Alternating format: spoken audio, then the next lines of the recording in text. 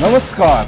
कार्यक्रम जमर्को कहिले आउँछ भनेर पर्खिरहनुहुने देश प्रदेशका दर्शकवृन्दहरूलाई अब प्रतीक्षाको घडी सकिसकेको छ, किनकि हामी कार्यक्रम जमर्कोको भाग 18 लिएर आइसकेका छौँ।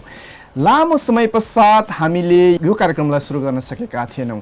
धेरै कुराहरू यसमा रहे, तर अब भने हामी यसलाई निरन्तरता दिने जमर्को भने पक्कै रहनेछ। आउनुहोस् अब हामी कार्यक्रम सुरु गरिहालौँ।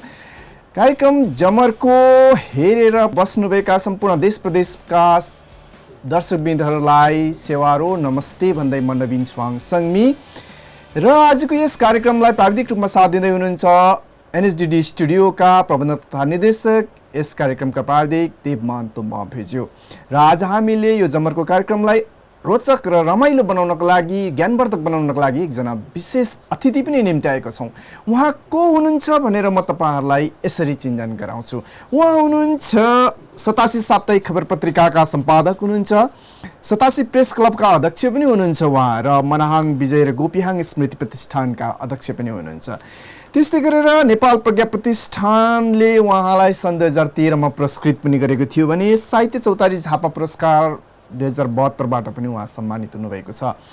उहाँले आफ्नै मलामी नामक कविता सङ्ग्रह र चिरसप नामक कथा सङ्ग्रह र अभिव्यक्ति नामक लेख सङ्ग्रहका किताबहरू पनि प्रकाशन गरिसक्नु भएको छ। वही व्यक्तित्व यानि कि कवि तथा पत्रकार सेलिङ केसीज्यू आज हामीसँग हाम्रो बसाइमा हुनुहुन्छ। उहाँ यहाँ हाम्रो स्टुडियोमा नहुनुभए पनि नेपालबाट उहाँलाई आज हामीले स्काइप मार्फत उहाँलाई हाम्रो कार्यक्रममा निम्त्याएका छौँ र उहाँ हाम्रो कार्यक्रममा आइसक्नु भएको छ र स्वागत गरिहालौँ सेलिङ केसीजीलाई। सेलिङ केसीज्यू, हाम्रो जमर्कोको भाग 18मा यहाँलाई हार्दिक हार्दिक स्वागत छ। धन्यवाद। नमस्कार नवीन सर। देश विदेशबाट हेरिराख्नुभएका सम्पूर्ण दर्शकहरूलाई समेत म नमन नमस्कार सेवा गर्न चाहन्छु। हजुर, सन्चै हुनुहुन्छ नि सेलिङजी? एकदम सन्चै छु।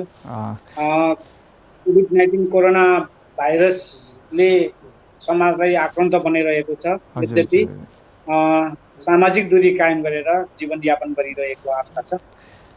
सबैभन्दा पहिला स्वस्थ हुनु पर्यो, स्वस्थ नै धन हो भन्छन् होइन? बताइहाल्नुहोस् न अलिकति यहाँबाट हामी हाम्रो आजको बसाइ सुरु गरौँ कोरोनाकै कहरबाट है। अहिले कस्तो छ? अहिले हाल तपाईँ झापामा हुनुहुन्छ, झापाको अथवा समग्र झापाको वस्तुस्थिति अनि शिव 87 नगरपालिकाको वस्तुस्थिति कस्तो छ? कोरोनाको अहिले बढ्दो छ अथवा स्टेबल छ या अलिक घट्दो छ? अहिले विशेष गरी झापा कोरोनाको दोस्रो भेरिएन्टबाट एकदम सङ्क्रमणको घडीमा उभिएको छ र विशेष गरेर शिव 87 नगरपालिकामा कोरोना सङ्क्रमणकै कारण आजसम्ममा जम्मा 26 जनाले मृत्युवरण गरिसक्नु भएको छ र देशमा जम्मा 34,77,518 जनाले परीक्षण गरेको मध्येमा जम्मा सङ्क्रमित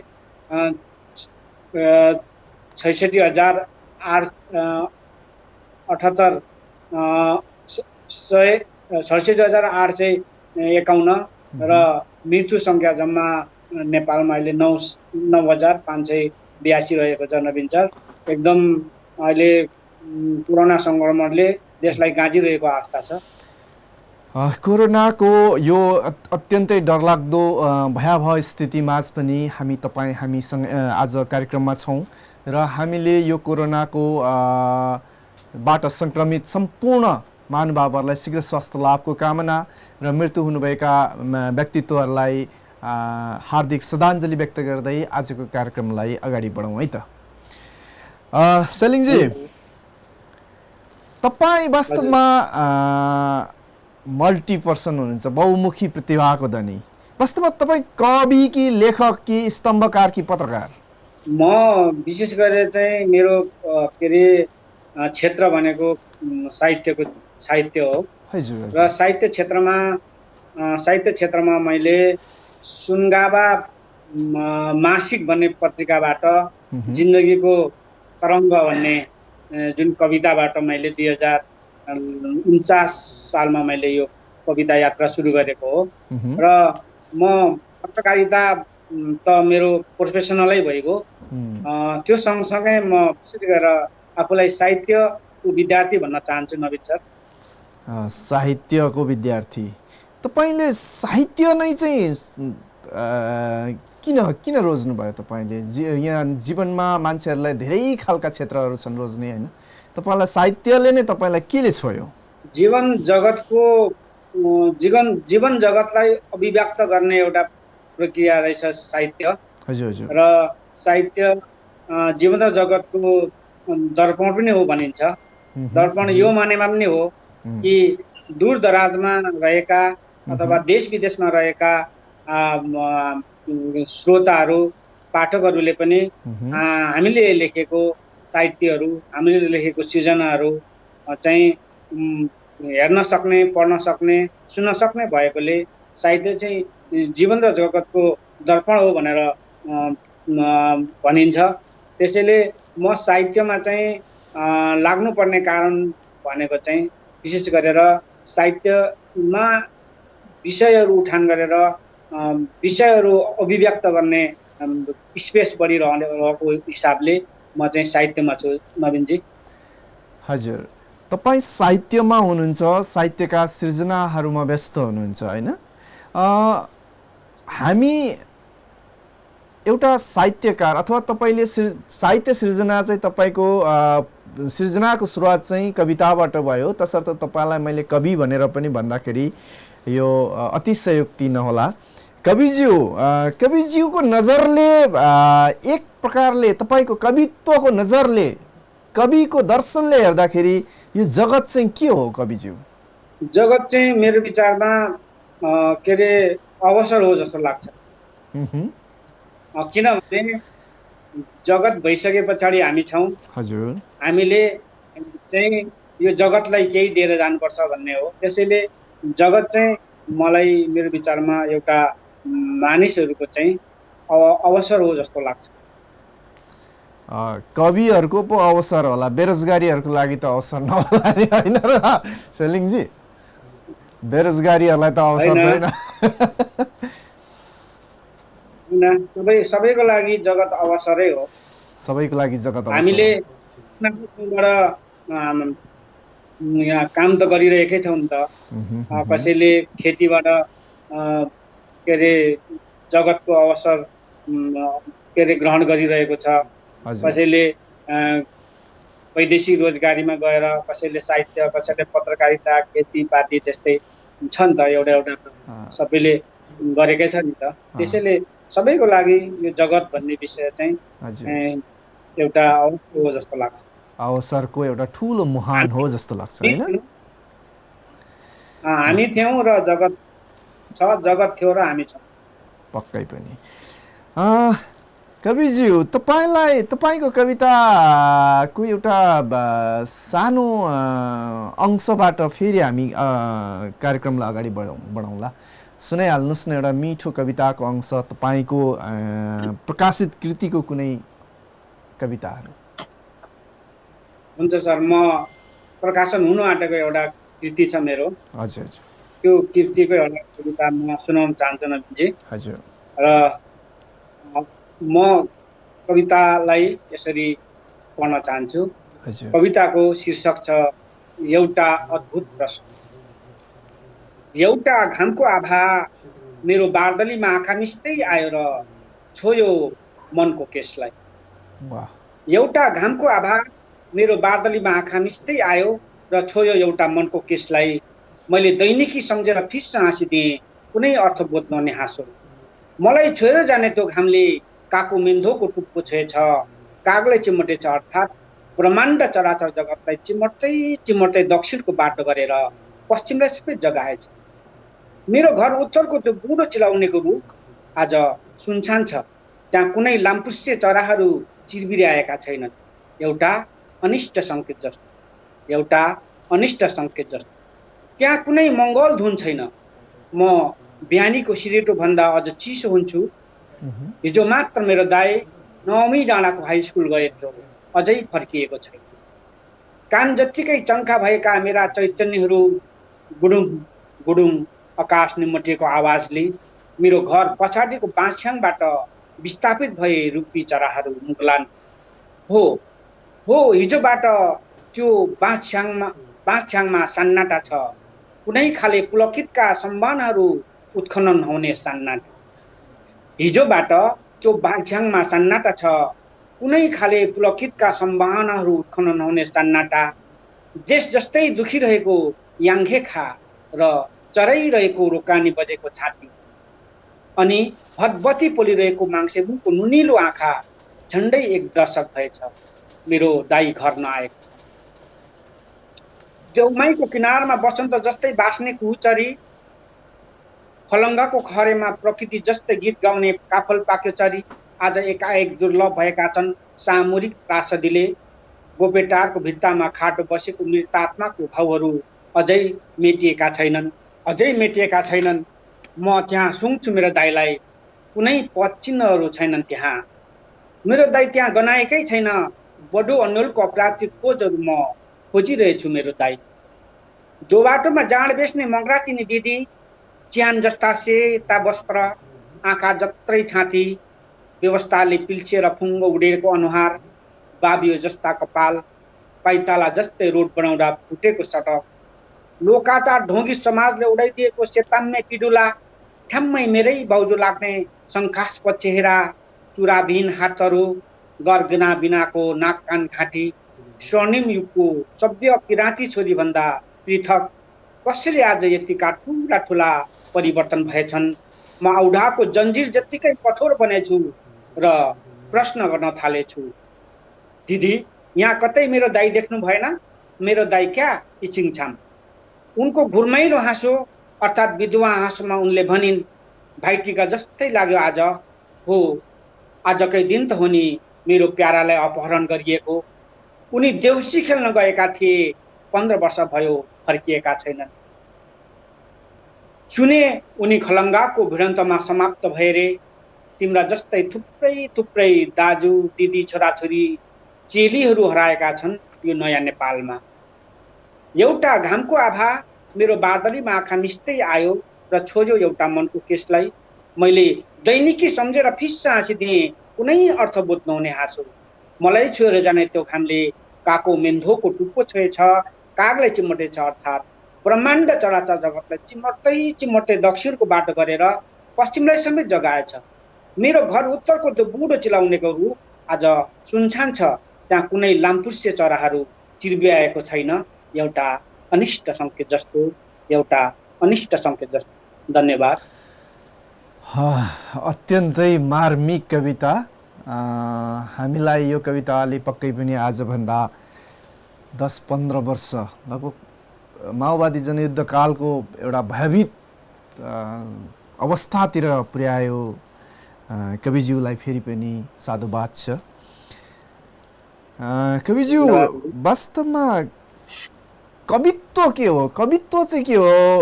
जस्तै केही हरफ शब्दहरू लेखेर, शब्दहरू छनौट गरेर एउटा कपीमा लेख्दैमा त्यो कवित्व हुन्छ अथवा कवि हुन्छ अथवा कविता हुन्छ, या कविता हुनको लागि के हुनुपर्छ? कसैले शब्दहरू थुपारेर कविता बनाउन सकिन्छ, चयन अथवा शब्द चयन गरेर कविता कपीमा लेख्ने बित्तिकै त्यो कवि हुन्छ अथवा कविता हुन्छ र के छ तपाईको विचारमा? त्यो कविता हुनमा के चाहिन्छ होला जस्तो लाग्छ? मैले लेखिरहेको कविता चाहिँ स्वतन्त्र धारमा लेखिएको कविता छ र कविता हुनको लागि सबैभन्दा पहिला कवित्व हुनु पर्यो र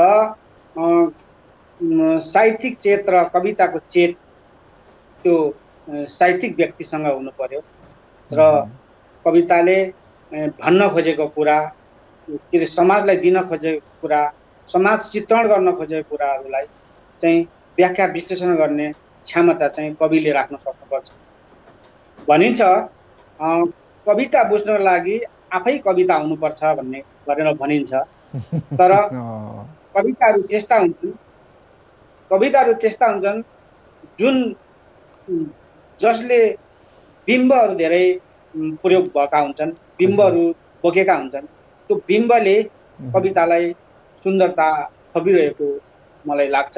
कविता चाहिँ कविता लेख्न चाहिँ स्वयं कविमा कवित्व हुनुपर्छ भन्ने जस्तो लाग्छ नन्दनजी। कविता चाहिँ वास्तवमा कविता जस्तै सुन्दरी हुनुपर्छ। हजुर त्यस्तो लाग्छ। ठिकै छ। सेलिङ केसीजी, सेलिङ केसीलाई चाहिँ कविताले जन्माएको अथवा सेलिङ केसीले कविता जन्माएको हो कि कविताले सेलिङ केसीलाई चिनाएको हो? मलाई चाहिँ म कवितामा नलागेको भए हजुर हजुर सायद पत्रकार हुने थिएन होला नवीन सर। साहित्यमा पहिलो खुड्के लामा रहरले लागिदो रहेछ र बुझ्दै गइसके पछाडि साहित्य पढिँदो रहेछ। पढिसके पछाडि साहित्य अलिअलि बुझ्न थालिसके पछि कवि हुन बल गरिँदो रहेछ। तर पूर्ण रूपमा हामी पनि कवि भइसकेको अर्थ चाहिँ होइन। यद्यपि कविता चाहिँ हामी अलिअलि पढ्न सक्ने भएको हिसाबले कविको कवित्वलाई अलिकति मनन गर्न सक्ने भएको हिसाबले कविताले मलाई यहाँसम्म पुर्याएको हो जस्तो लाग्छ नवीन सर। तपाईलाई कविताले कवि बनायो होइन? तर एउटा कुरा भन्ने उखान छ नि, शब्दले त चिउरा भिज्दैन भन्ने उखान छ। शब्द मात्रै केलाएर, शब्द मात्रै उ गरेर त्यसले त चिउरा भिज्दैन भन्ने कुरो, अथवा त कुनै काम त सल्टिँदैन। तपाईँको विचारमा कविताले देशलाई के दिन्छ? देशलाई भन्नुभयो? हजुर हजुर। अहिलेसम्म जति देशमा आमूल परिवर्तनहरू भएको छ होइन, अहिले ठुल्ठुलो राजनीतिक परिवर्तनहरू भएको छ, सबै साहित्यले दिएको हो, सबै कविताले नै दिएको हो। मलाई त्यस्तो लाग्छ। तपाईँ ठुल्ठुलो आन्दोलनहरू तपाईँले हेर्नु भएको छ, कविताले ठुलै भूमिका निर्वाह गर्छ। तपाईँलाई एउटा सानो उदाहरण दिउँ, विश्व नगरजीको बयान 2062-63 जसले कवि शरणु मुकारुङले लेख्नु भएको थियो। यो आन्दोलनको विषयका कविताहरू त धेरै छन्। अब जस्तै तपाईँको भुपी शेरचनले घुम्ने मेचमाथि अन्धो मान्छे लेखे, जसले राणा शासन फाल्नको लागि ठुलो महत्त्वपूर्ण योगदान दियो भन्ने कुरा थाहा छ। हजुर। तर मैले भन्नु खोजेको नि, कुनै पनि आमूल परिवर्तन कसले गर्यो भन्दा कविहरूले, हाम्रो कविता हाम्रो सृजनाले गर्यो भन्छन्। नेताले भने हाम्रो नेतृत्वले गर्यो, हाम्रो पार्टीले गर्यो यो आमूल परिवर्तन। युवाहरूलाई सोध्यो भने हाम्रो युवाहरूको बल र शक्तिले आमूल परिवर्तन गर्यो भनेर भन्छ। सबैले आफ्नो आफ्नो तर्क दिन्छ। शिक्षकहरूले सोध्यो भने यो आमूल परिवर्तन, देशको आमूल परिवर्तन हामी शिक्षकहरूले जगाएर मात्रै सम्भव भयो भन्ने हुन्छ। मजदुर किसानलाई सोध्यो भने यो आमूल परिवर्तन मजदुर किसानको हातले मात्रै आमूल परिवर्तन भयो भन्छन्। वास्तवमा परिवर्तन चाहिँ केले भयो? यो कि त सबैको सामूहिक पहलले भयो अथवा तपाईहरुको कविताले मात्रै भयो र? तपाईले भने जस्तै मजदुरले, शिक्षकले, राजनीतिक दलले, युवाले भन्नुभयो नि, हजुर हजुर, सबैको होस्टेर देशमा आमूल परिवर्तनहरू भएको हो। कविताले मात्रै देशमा कायापलट गर्यो भन्दैनौँ हामी। हजुर हजुर। तर कविताको भूमिका राष्ट्र निर्माणमा, राष्ट्रको के अरे आमूल परिवर्तनमा हात छ जस्तो लाग्छ। तपाईलाई थाहा छ नि, विद्यालयहरूमा हामी कविताहरू पढ्छौँ, साहित्यहरू पढ्छौँ, त्यसले पनि केही भूमिका त निर्वाह गरेकै छ। र ठुल्ठुलो आन्दोलनहरूमा कविताले निकै ठुलो चाहिँ भूमिका निर्वाह गरेको जस्तो लाग्छ। म जम्मैमा भन्ने हो भने सबैले आफ्नो आफ्नो ठाउँबाट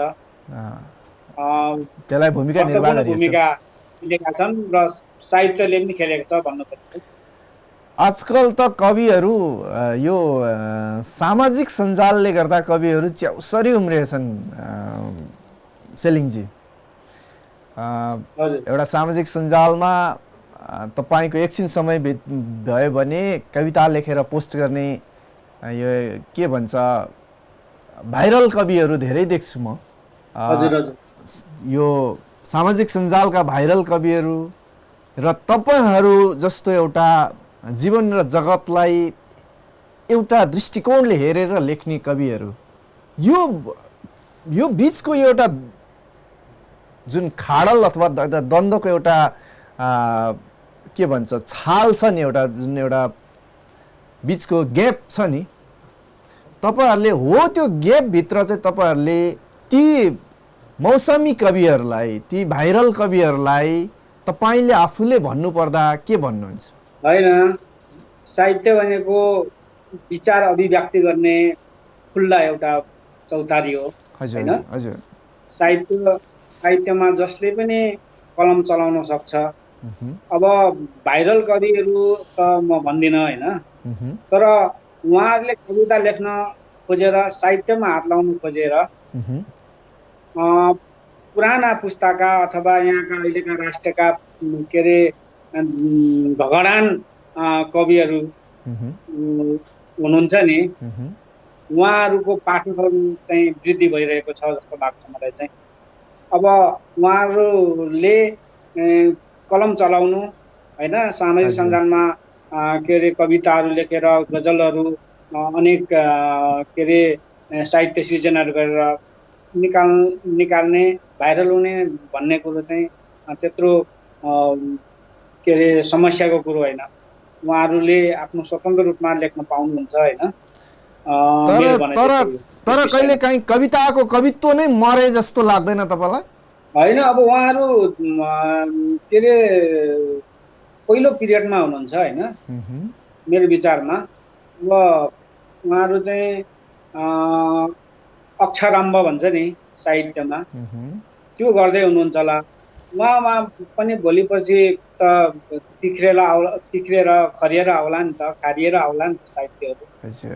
तर मौसमी साहित्यकारहरू हुन्छ नि मौसमी साहित्यकार भएर सामाजिक सञ्जालमा जुन पोस्ट गरिरहेको हुन्छ नि उनीहरू चाहिँ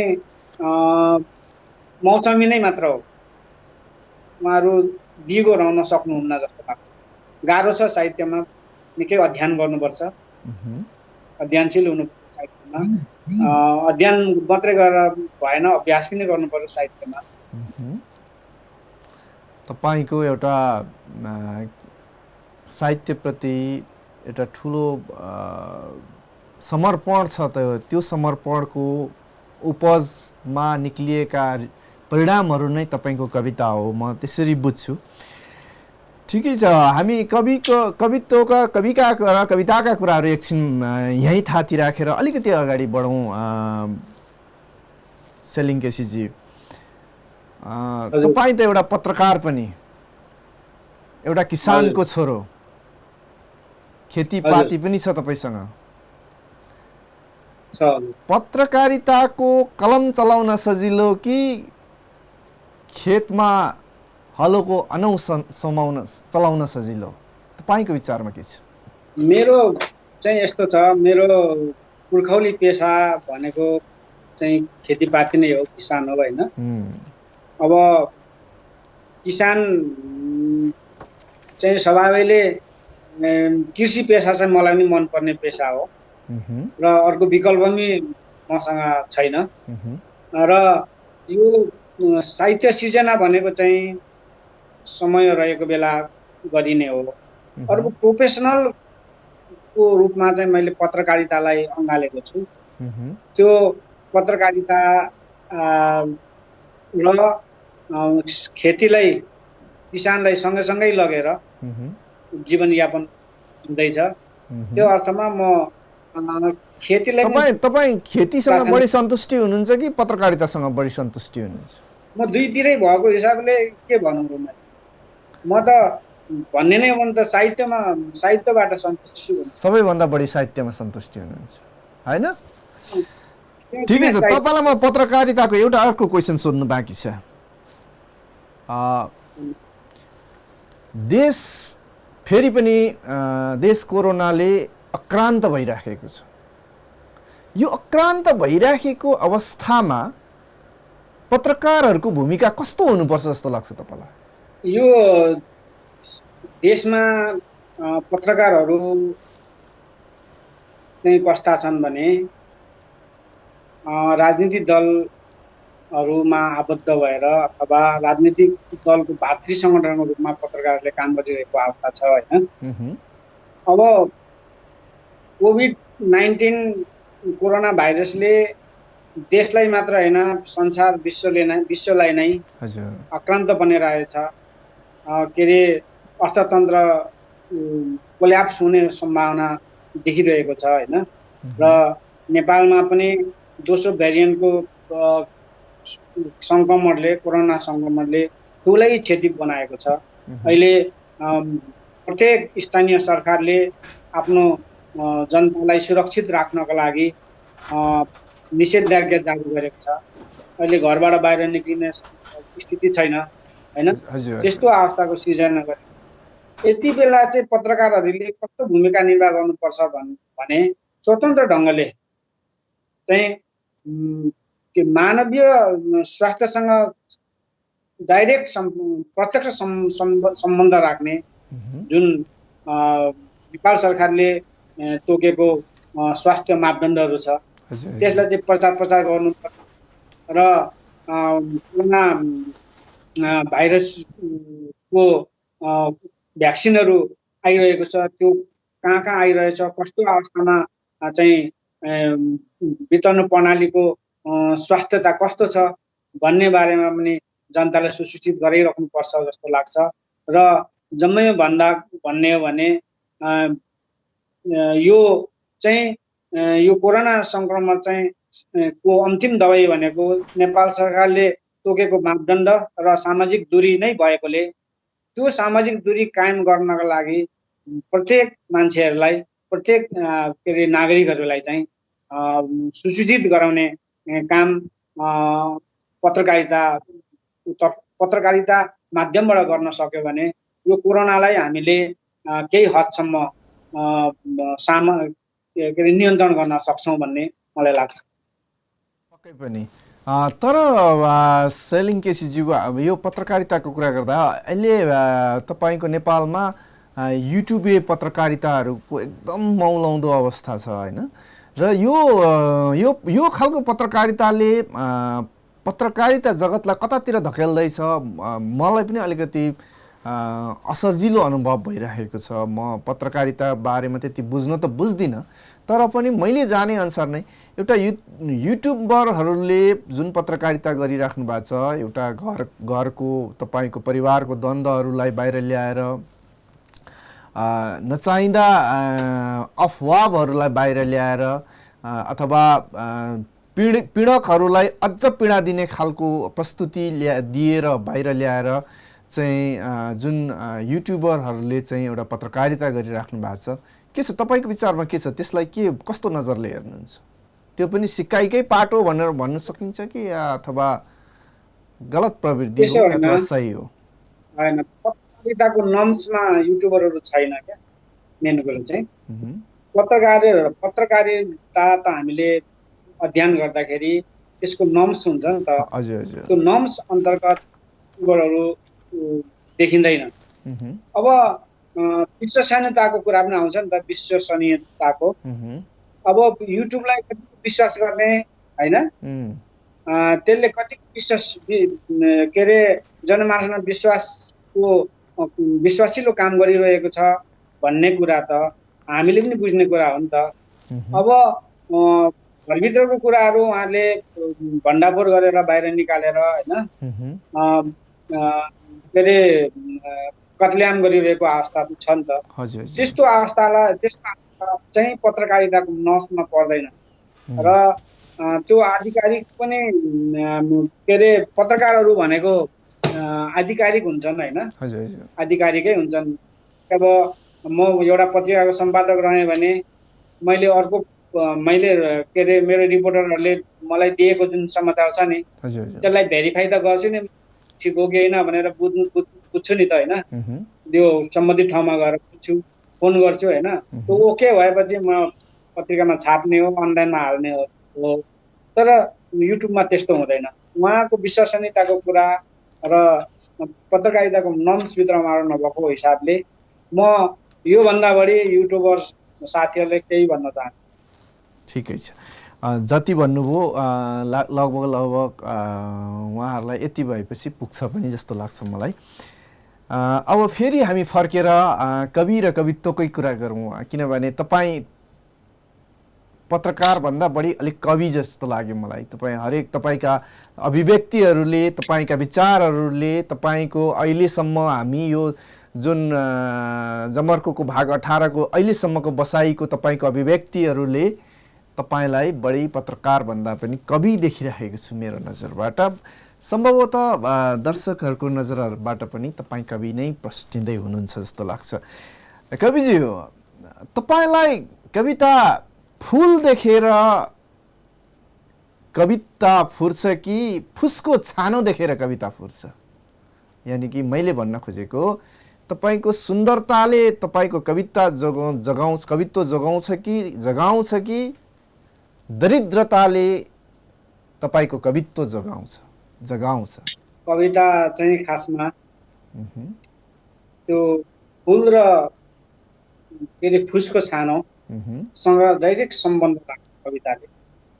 दुईटैले उत्तिकै सम्बन्ध कवितामा आउनै पर्यो हैन?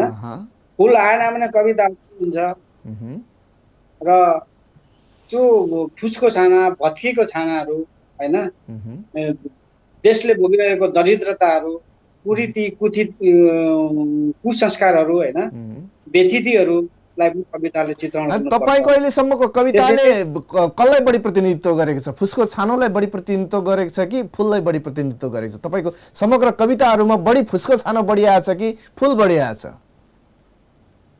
मेरो चाहिँ बढी चाहिँ हजुर फुसको छानै आइरहेछ। फुसको छानै फुल पनि आउँछ तर फुल पनि निसन्देह आउँछ। पानी बढी आउँछ कि सानी बढी आउँछ तपाईको कवितामा? तपाईले बुझ्नु भयो कि भएन? मैले फेरि भने पानी बढी आउँछ अथवा झरना, खोला, छहरा, नदी, सागरका कुरा बढी आउँछ अथवा सानीको कुरा बढी आउँछ? सानी भने त बुझ्नुभयो नि? बुझे। कुनै सुन्दरी पानीहरु आउँछ बढी। पानी तपाईको कवितामा पानी बढी छ? पानीलाई मैले हरू भने हैन, पानीहरु बढी आउँछ। मैले बिम्बात्मक हिसाबले पानीहरु भने। पानीहरु भनेको त्यही छानोहरु हुन् के? हजुर। त्यही पानी जब पानी पर्छ तब छानाको, फुसको छानाको अवस्था देखिन्छ नि त हैन? पानी भनेको आँसु पनि हो। हजुर। बिम्बात्मक रूपले हेर्ने भने त्यसलाई धेरै प्रतीकात्मक रूपमा हामी बुझ्न सक्छौं हैन? सानी चाहिँ तपाईको कवितामा कति आउँछ? सानी पनि धेरै आउँछ मेरोमा, तर पानी जति धेरै आउँदैन। ल आज पानी, सानी, जवानी सबै मिलेको एउटा कविता सुनौ त। फेरि हाम्रो बसाइको यो दोस्रो कविता सेलिङ्गेसीज्यू कविज्यूले प्रस्तुत गर्दै हुनुहुन्छ। देश प्रदेशबाट हेर्नुहुने सम्पूर्ण महानुभावहरूलाई फेरि पनि नै साहित्यिक नमन गर्दै हाम्रो सेलिङ्गेसीज्यूको यो दोस्रो कविता सुनौ। म एउटा कविता सुनाउन चाहन्छु। यो कविता चाहिँ मैले 10 वर्षे प्रवास जीवन भोग्ने क्रममा त्यो लिबियामा कुनै समय गृहयुद्ध हुँदाखेरि नेपालीहरू, हजारौं नेपालीहरू चाहिँ लिबियाको एयरपोर्टमा बिजोग भएर बसेको अवस्थामा यो कविता छ। म त्यो सुनाउन चाहन्छु। कविताको शीर्षक नाटो सरकार। के को चरी समयको विचारी रहेछ लङ्गडो आधुनिकता, गुमुर्क्या र घुराहरू। कुहिएको चरी समयको विचारी रहेछ लङ्गडो आधुनिकता, गुमुर्क्या र भुराहरू। स्वतन्त्र छ आकाशमा एक बथान युवा पिँढी, बिना कुनै अवरोध, बिना कुनै सिमाना र अनुभव। च्यास्यु फारेर भूगोलको कुनै एउटा लिबियामा पिन्दाङ पल्टिएको छु। हरेक जीवन यसरी नै म आकाश खोप्टो देखिरहेछु, कि त म उल्टो हिँडिरहेछु सीमा रेखाविहीन। चरा उडाउनेको एक फुलहरू मेरो खप्पर माथि माथि, क्षितिजको धावन मार्ग हुँदै समुद्र उक्लाउँदैछ छातीमाथि। र मानव जीविकाको उरुङ हालेर तस्करीहरू सम्भ्रान्त बन्दैछ नाटो सरकार। बाटुलो अनुहार, नाजुक आँखा एयरपोर्टमा बिजोगको पराकाष्ठ नाग्दैछ। ए दलाल, ए नर तस्करी, ए छदमबेसी, हो नगर अब मानव तस्कर, हो नगर अब मानव तस्कर। भाइ, दाइ, चेली तिम्रै नाताको हुन् यिनीहरू। पीडा धोएर आँसुले पिउँछन् समुद्र नुनिलो धुन्छन् गर्मीले सस्तो श्रमशीत हाँस्छन् अनि कहिल्यै नहाँसेको भित्रैसम्मको अमिलो हाँसो उपर आकाश छुने क्षितिज समुद्र हो कि पेन्टागन उपर समुद्र छुने आकाश पानी हो कि धोबीचरा यस्तै छ जीवन अव्याख्याय अव्याख्याय कुहिएको चरी समयको विचारिरहेछ लङ्गोडो आधुनिकता गुमुर्क्या र भुराहरू स्वतन्त्र छ आकाशमा एक बथान युवा पिँढी बिना कुनै अवरोध बिना कुनै सिमाना र बिना कुनै स्वानुभव। धन्यवाद। वाह, एकदमै यो बढी बिम्बात्मक प्रयोग गरेर रचिएको कविता जस्तो लाग्यो मलाई पक्कै पनि। हामीले त कहीँ ठाउँहरू त हामीलाई नै बुझ्न साह्रो लाग्यो, तर पनि यो कविताको जुन भाव छ सम्भवतः अत्यन्तै गरुङ भाव बोकेको कविता मध्ये एउटा होला जस्तो लाग्यो। तपाईँलाई फेरि पनि धन्यवाद छ सेलिङ केसीजी। अलिकति तपाईँलाई सोधिहालौँ न, कविता कुनै कविताहरू क्लिष्ट हुन्छ है, कुनै कविता सरल हुन्छ? वास्तवमा कविता क्लिष्ट हुनुपर्छ या सरल हुनुपर्छ? यो चाहिँ छोटोमा भन्ने भने कविता चाहिँ कविता जस्तै हुनुपर्छ। कविता जस्तै हुनुपर्छ। त कविता जस्तै हुनुपर्छ। दर्शकले सर्वसाधारणले पनि बुझ्न पर्यो जस्तो लाग्छ मलाई चाहिँ। मेरो आफ्नो भ्यूले त्यो म सही नहुन पनि सक्छु यो अर्थमा, तर कविता भन्दाखेरि कविले कविता भन्दै गर्दाखेरि सर्वसाधारण किसान, सर्वसाधारण मजदुर, सर्वसाधारण विद्यार्थी सबैले बुझ्नुपर्छ। एउटा कविले भनेको कविता कविको जमातले मात्रै बुझ्यो भने त त्यो कवितालाई त्यस्तो बृहत जस्तो होला जस्तो लाग्दैन नि मलाई त। के छ तपाईँको विचारमा? के कविता चाहिँ कविहरूले मात्रै बुझे भइहाल्छ अथवा सबैले बुझ्नुपर्छ जस्तो लाग्छ? कविता चाहिँ तपाईँको अलिकति सेलिङजी तपाईँ हो त्यसैले ढल्केर बोलिदिनु होला। अलि यता आउनु भने तपाईँलाई लाइट तपाईँको अनुहार नपरेर होला, कहिले कहिले अँध्यारो हुन्छ तपाईँ है। ओके एकदम ठिक छ। ल भन्नुहोस्। कविता चाहिँ सबैले बुझ्नुपर्छ भन्ने मेरो मान्यता हो होइन। कविता त धेरै खालको हुन्छ नि त। यो मैले लेखिरहेको गद्य कविता हो होइन। पद्य हुन्छ, सूत्रबद्ध लेखिने पद्य हुन्छ, गजल संरचनागत रूपमा लेखिने गजल हुन्छ होइन। चाहिँ अब साहित्यको धेरै पाटाहरू हुन्छ नि त। त्यो पाटाहरू मध्ये मैले लेखेको कविता चाहिँ स्वतन्त्र धार अन्तर्गत पर्ने गद्य कविता हो। त्यो गद्य कविताले चाहिँ शक्तिशाली कसरी बनाउने भन्ने कविको चेतले भन्छ। यसलाई शक्तिशाली कसरी बनाउन सकिन्छ र यसले चाहिँ के अरे पाठकलाई यो कविताले प्रतिनिधित्व कसरी गर्न सक्छ भन्ने कुरो पनि हुन्छ भने यो कवितामा चाहिँ बिम्ब कसरी प्रयोग गर्ने, त्यो यो एउटा शब्दले उता के भनिराख्न खोजिरहेको छ कविताबाट भन्ने कुरो चाहिँ बुझ्न सक्ने चाहिँ नेपालीहरू चाहिँ हुनुपर्छ जस्तो पनि लाग्छ मलाई। अब साहित्य त हामीले बोलिरहेको छौँ नि, घरमै बस्दा पनि बोलिरहेछौँ होइन। अब कस्तो कस्तो कठोर कुराहरू हामीले साहित्य बोलिरहेछौँ, तर हामीले साहित्य बोलिरहेछौँ भन्ने कुरो हामीलाई आफै थाहा भइरहेको हुँदैन। अब साहित्यमै लागिसकेपछि एउटा बाटो नै के अरे क्लियर गरेर गइसके पछाडि त साहित्य अघि भने जस्तै कविता त कविता जस्तो हुनु पर्यो नि त भन्ने त एउटा के अरे प्रश्न उठ्न सक्छ नि त। जस्तै चल्यो बाँच्न यहाँ भोगोटेकै कान्छी, बाटोभरि याद आयो उल्टोकै कान्छी, दुखो यहाँ टोको त्यहाँ चर्चरायो कान्छी, ओठ तिम्रो पिरो रहेछ परपरायो कान्छी भन्ने कविताहरू हुन्छन् होइन। यो झ्याउरे कविताहरू। अब यो कविताहरू, त्यो कविता ठाडो छ, ठाडो बुझिहाल्यो होइन। अब यस्तो कविता पनि छ भन्ने चाहिँ हो। तर पनि कविहरू म्याक्सिमम कविहरूले चाहिँ कवितामा बिम्ब चाहिँ प्रयोग गरेकै पाएको छु मैले नवीनजी।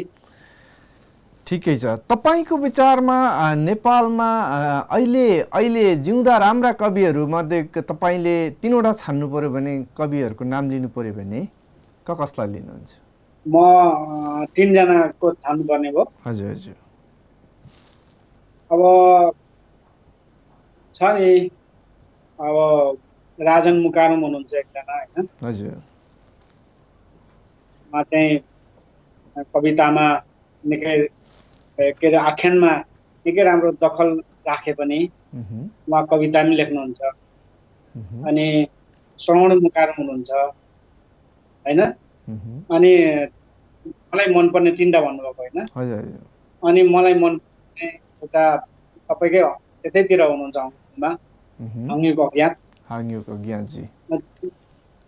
नाम त थुप्रैको छ, अब मैले मनपर्ने भनेको चाहिँ उहाँहरू नै हुन्। कविताले धेरै धेरै वर्षहरू पार गरिसकेको छ। हामीले कविताहरू सुन्दाखेरि धेरै अगाडि, धेरै शताब्दीौँ अगाडि पनि कविताहरू लेखिया थियो होइन। र कविता नेपालीमा मात्रै कविता लेखिँदैन, हरेक देशहरूमा आफ्नो आफ्नो तरिकाले कविता लेख्छन्। अब के छ, यो कविता हाम्रो देशको आफ्नै उपज हो या कुनै विदेशबाट आयातित विधा हो यो कविता? के छ त्यसमा, के भन्नुहुन्छ तपाईँ? जस्तै अङ्ग्रेजहरूले पनि पोएम लेख्नुहुन्छ होइन। यस अर्थमा यो कुनै अरू देशहरूबाट अरू कुनै भाषाबाट आयातित विधा हो कविता, या नेपालमा आफै जन्माएको एउटा विशिष्ट विधा हो? अब यहाँ साँच्चै भन्ने यो अहिले हामीले बोलिरहेको भाषा पनि आयातितै हो होइन। त्यसलाई अब प्रमाण मान्ने हो भने चाहिँ आयातितै भन्दा नि भयो। र कविता भनेको चाहिँ यो देशमा स्थापित भइसकेको चिज, देशमा स्थापित भइसकेको चिजलाई आयातित भन्नु आवश्यक छ जस्तो मलाई लाग्दैन, पहिलो कुरो। र आयातित भनेका छन् नि त, जापानबाट हाइकु ताङ्का छोगहरू नेपालमा आयातित भएका छन् होइन। जस्तै गजल तपाईको उर्दूबाट आयातित विधा हो। गजलहरू फारसी के अरे इरान इराकबाट आएको हामीलाई थाहा छ होइन। त आयातितहरू पनि छन्, तर यो अहिले हामीले लेखिरहेको चाहिँ खस भाषामा, नेपाली भाषामा लेखिरहेको यो चाहिँ युग युगान्तरदेखि नै स्थापित भएको हिसाबले म यो कविताको जुन संरचना चाहिँ यहीँ जन्मेको हो भन्छु। किनभने धेरै पहिलादेखि लेखिँदै आयो, त्यसैले यहीँ जन्मियो भनिदिने होइन के छ? बाहिरबाट आएको जस्तो लाग्दैन, बाहिरबाट आए जस्तो लाग्दैन। तर बाहिर पनि लेख्न चाहिँ धेरै भाषाहरूमा कविता लेखिन्छ होइन। जस्तै यहाँलाई थाहा छ लेखिन्छ। अब यो हाम्रो लिम्बू भाषामा पनि त कविता लेखिएको छ नि त होइन। लिम्बू भाषामा गजल लेखिएको छ आफ्नो भाषा लिपिमा। अब त्यसलाई के अरे कविताले लेखेकोलाई आयातित भन्ने कि के भन्ने विषय आउन सक्छ नि त। ठिकै छ, यसलाई यो यो यो एउटा तपाईको अभिव्यक्ति, तपाईको विचार, तपाईको आफ्नो सम्पदा हो, तपाईको अभिव्यक्ति, तपाईको विचार, तपाईको आफ्नो निजी सम्पत्ति हो। यसलाई हामीले कुनै पनि विवादले, कुनै पनि तर्कले त्यसलाई जित्न उचित पनि हुँदैन। केसीजी तपाईँ अलिकति ढल्किदिनु होला, लाइट तपाईँको अनुहारमा एकदम डार्कनेस आइरहेछ है, त्यो लाइट कता हराउँछ? हो हजुर हजुर ठिकै छ। अब अलिकति कुरालाई एकछिन थाती राखेर फेरि पनि तपाईँको कुनै एउटा मिठो कविता सुन्न मन लाग्यो। सायद यो मलाई मात्रै होला, अहिले हेरिरहनु हुने सम्पूर्ण दर्शक वृन्दहरूलाई पनि पक्कै पनि सुनौ लागेकै होला। सुनाइदिनुहोस् ल एउटा मिठो एउटा कविता।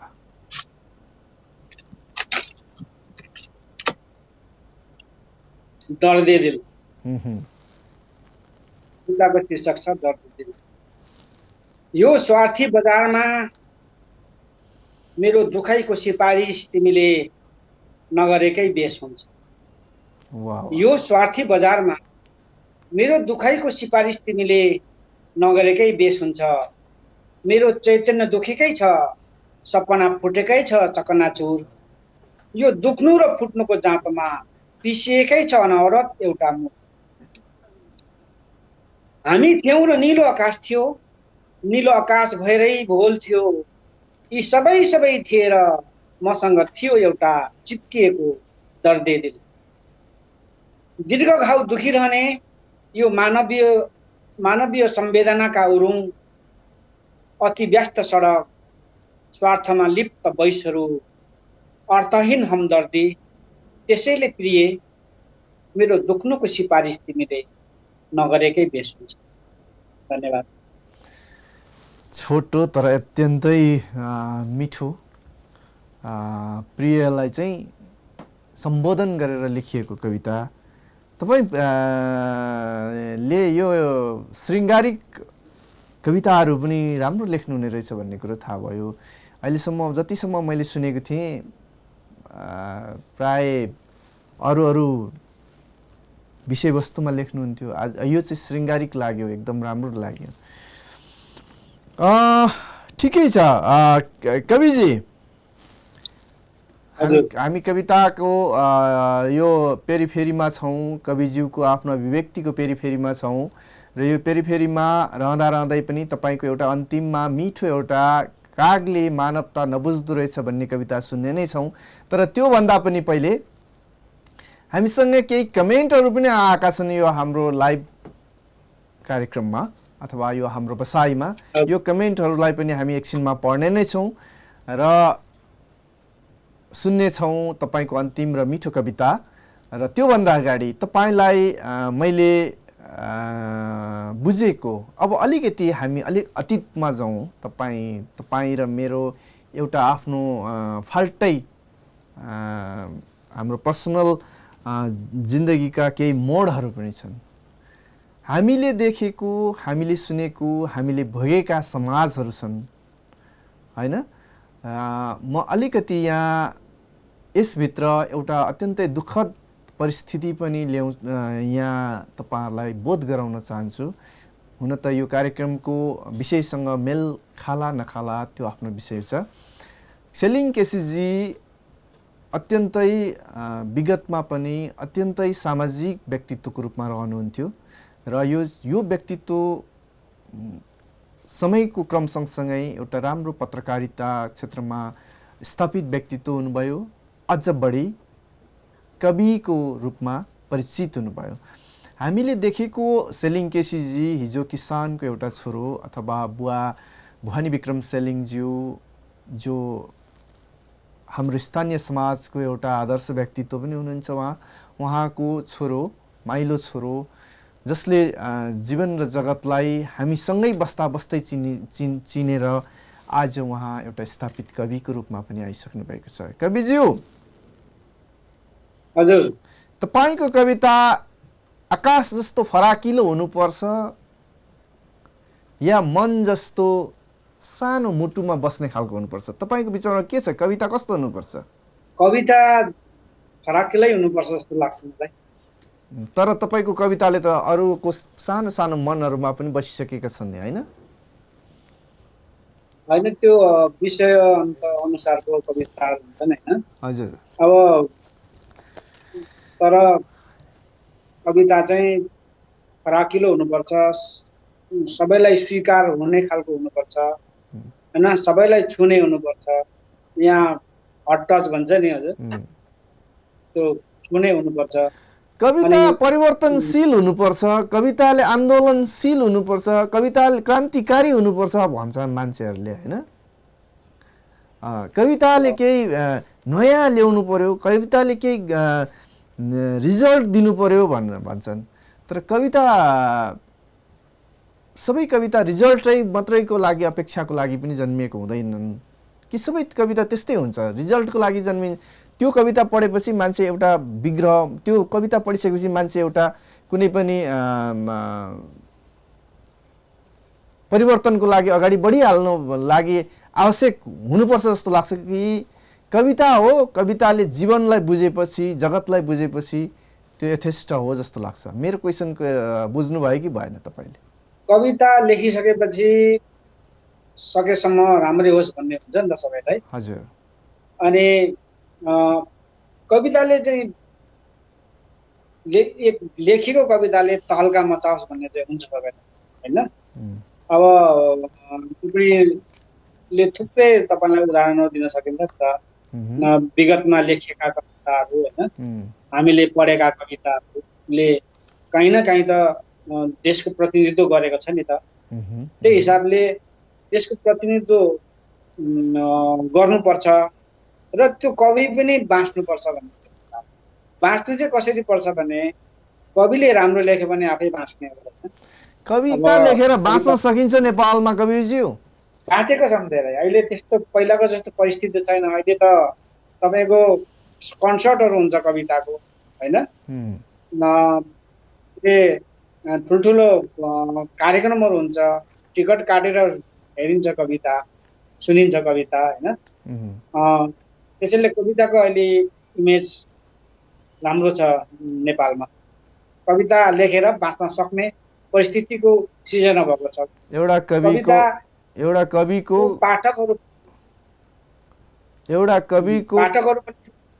कविको कलमले उसको परिवारको चुलो बल्छ त कविज्यू?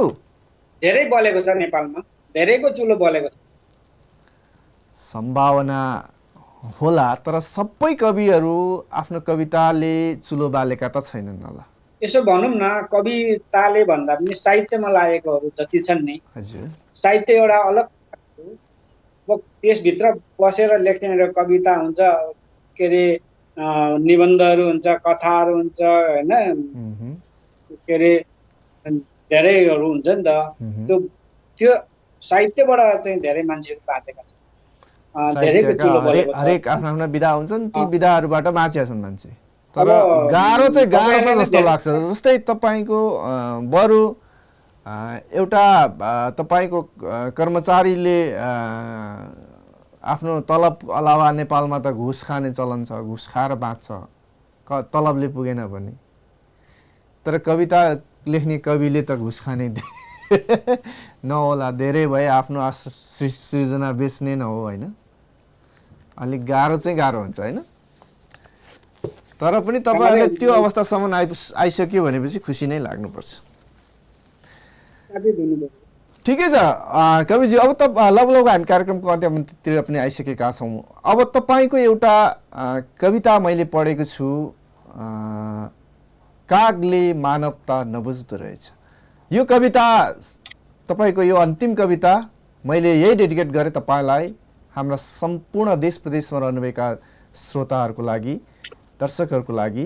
र यो कविता सुनाइदिनुहोस् न आजको यो बसाइमा, अन्तिम कविता सेलिङ केसीज्यूबाट।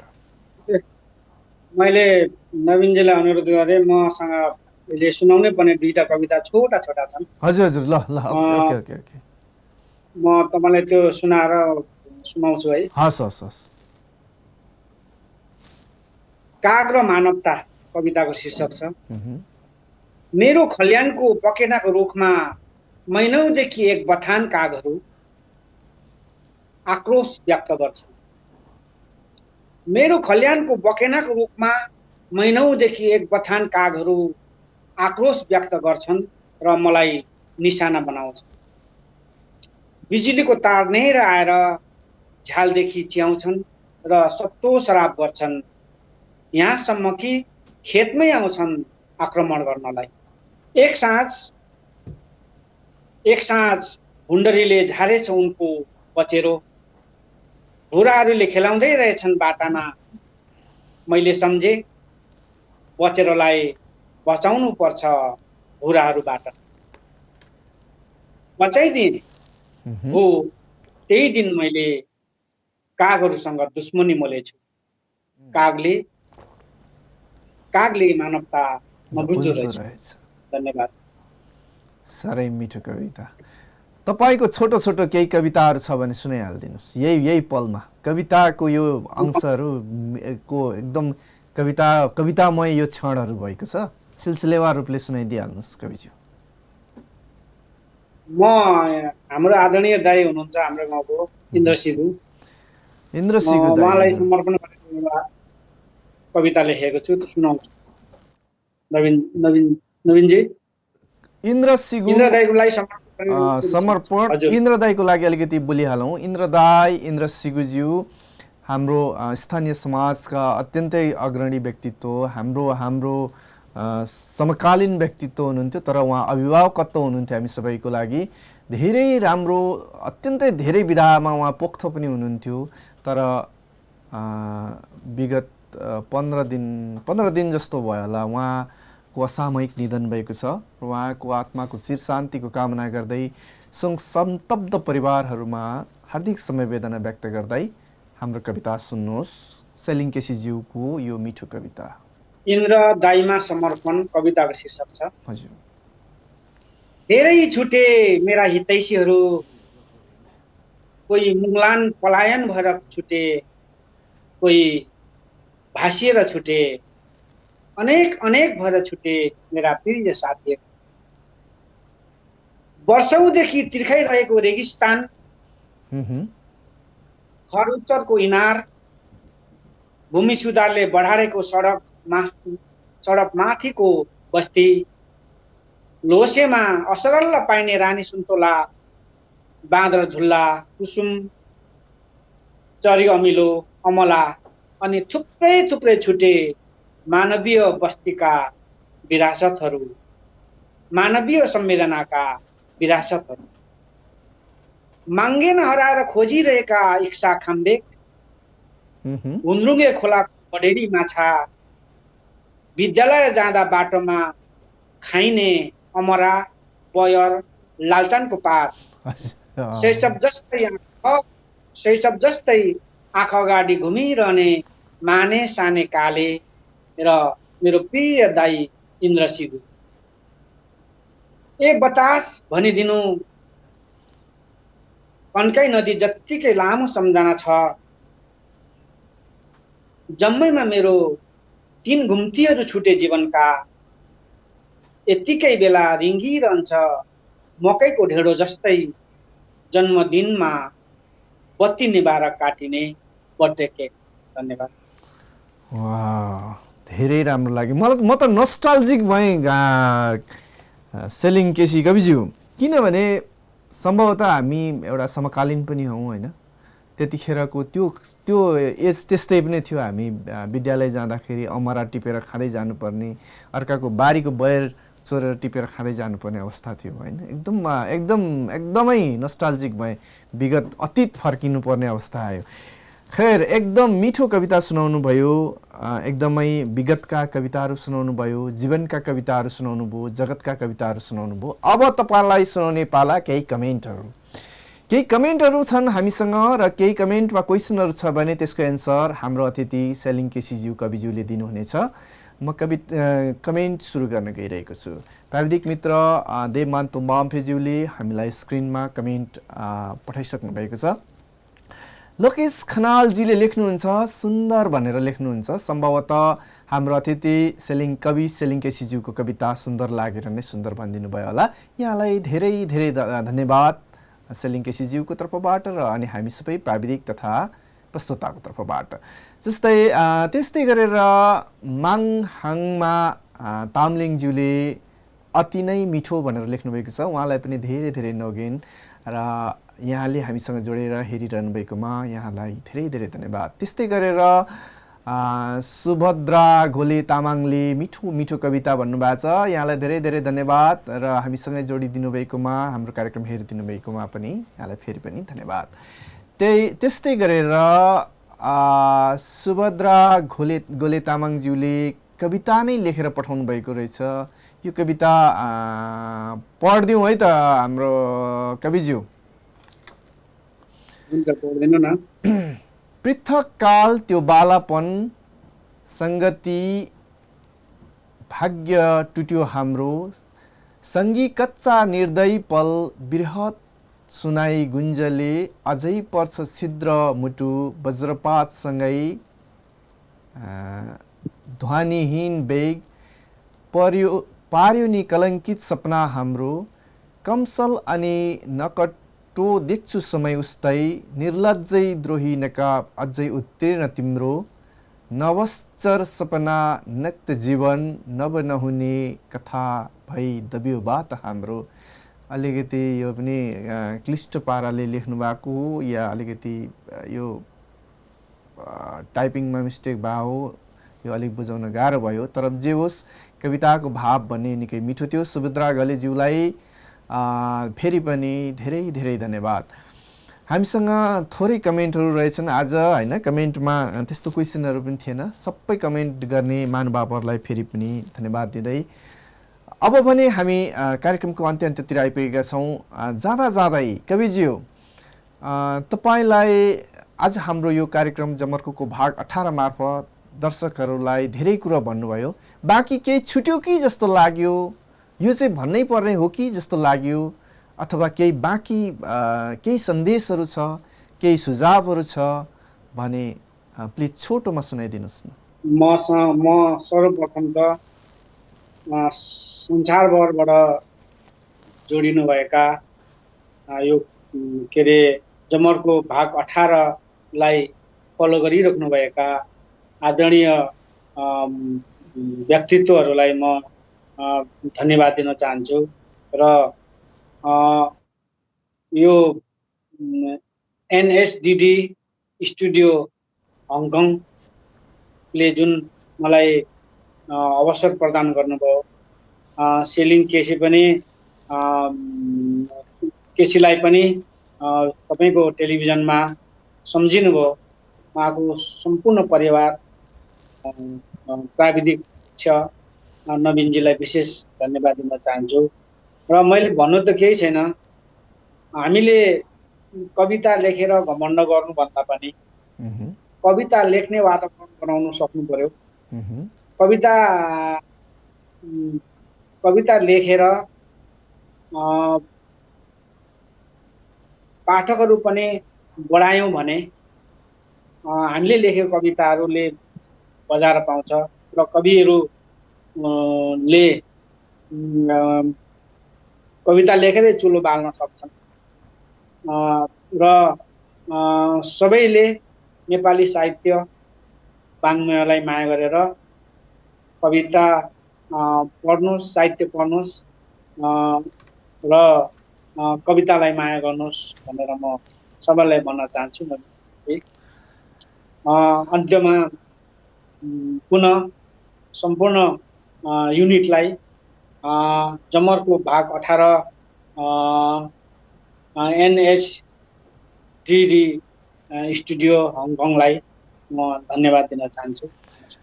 धन्यवाद सेलिङ केसीज्यू, यहाँको अमूल्य समय दिएर आज हाम्रो कार्यक्रममा आफ्नो अभिव्यक्ति र सुन्दर कविताहरू प्रस्तुत गरिदिनु भयो। यहाँलाई फेरि पनि धेरै धेरै धन्यवाद। हाम्रो यो जमर्को कार्यक्रमले फेरि पनि तपाईँलाई आवश्यकता महसुस गर्यो भने, फेरि पनि हाम्रा दर्शक तथा श्रोताबिन्दहरूलाई तपाईँको कविता मन पर्यो भने तपाईँलाई फेरि पनि हामी निम्तो दिने नै छौँ। त्यो अवसरमा तपाईँलाई फेरि पनि आइदिनु हुन हार्दिक अनुरोध गर्दै अहिलेलाई भने म एउटा सानो कविताको अंश सुनाउँदै तपाईँहरूसँग बिदा माग्ने अनुमति माग्छु, अथवा हाम्रा प्राविधिक मित्र, हाम्रा अतिथिज्यूसँग बिदा माग्ने अनुमति माग्छु। जब पैयुँ फुल्छ लिम्बुवानी आकाश खुल्छ, जब पैयुँ फुल्छ लिम्बुवानी आकाश खुल्छ, त्यसपछि त हौ सुम्नीमा माथि माथि मेन्याप्मी डाँडामा तिमी थुन्चे भरी बैंस बोकेर आउँदै गर्दा मेरो अलिकति बाँकी रहेको बैंसलाई पनि त्यहीँ मिसाउँदै धान नाचौँला नि हौ यस्तो पालमसँगै।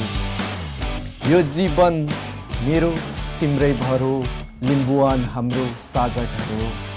ए सुम्नी यो पालामको उत्तर कहिले र कहाँ दिन्छौ कुन्नी। धन्यवाद। सँगसँगै यो कविताको टुक्रा सँगसँगै म आजको अतिथि मित्रज्यूलाई बिदा माग्दछु। फेरि पनि भेटौँला अतिथिज्यू, यहाँलाई धेरै धेरै धन्यवाद। र यो बिदा माग्दा माग्दै हामी हाम्रो कार्यक्रमलाई बिदा माग्ने बेला भइसकेको छ। अर्को साता अर्को विषयमा हामी फेरि आउने नै छौँ। तबसम्मको लागि यहाँलाई हामी सबै प्राविधिक मित्र लगायत हामी सबै युनिटलाई बिदा दिनुहोस्। हवस् त, सेवारो नोगेन।